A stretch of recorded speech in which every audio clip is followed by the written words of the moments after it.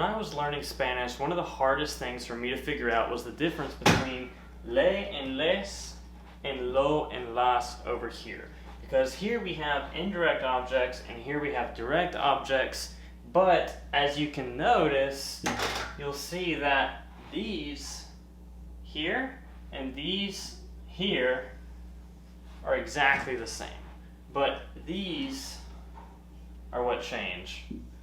And it took me a long time to get comfortable with this difference and figure this out. So that's what we're going to be discussing in this video. I'm not going to pay a lot of attention in this video to what indirect and direct objects are, or at least I'm not going to go into too much depth with it. I'm really focused on just the difference between le and les and lo, la, los, and las. Let's look at an example first. So if I say, I love him, okay? This would be a direct object here because I am directly loving this person. So this would be lo amo.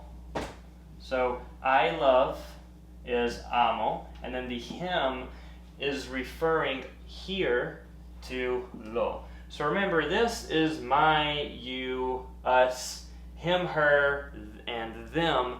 And the lo and la just depends on the gender of the person. And over here it's the same exact thing.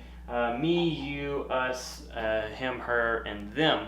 So this is a very direct object because I am directly loving you. I'm not indirectly loving you. That's a way to think about it. But if I were to say, I told him, then this him is going to be a little bit different. It's actually going to be le dije. Dije is how you say I told, and then the le is referring to him. Why? It is because le in this instance is an indirect object, and if you don't want to worry about that grammar rule, don't. I actually recommend you don't really worry too much about that. What this means is that we're telling him something. So that something that we're telling him is actually what the direct object is in this sentence. So we're indirectly, in a way, telling him whatever that thing that we're talking about is.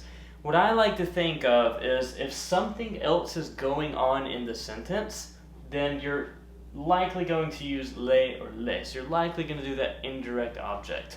You'll quickly find out that one of the best ways to get comfortable with the difference between le and lo and la is to actually just figure out what verbs in a sentence typically go along with le and les. For example, telling someone something, contar o decir. Those verbs are almost always going to be paired with le or les. And I'll give you some more examples now, and you'll start to kind of feel a little bit more comfortable with this. Okay, so we have two examples here. We have the first one, which is I am going to hurt him, and then we have I am going to tell him. So two very different types of sentences here, but which one right off the bat seems more direct to you, and which one seems a little bit less direct?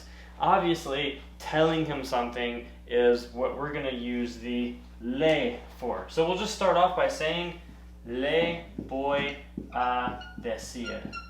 Whereas up here, it's going to be lo voy a lastimar. Lastimar is how you say hurt. So this first part of the sentence, I am going to hurt, is right here. The him is what we're going to put at the beginning, and we're using lo. If this were her, it would be la, because the gender changes. Now here, obviously, we're telling him something else, so the him is going to be le, and I'm going to tell is just voy a decir.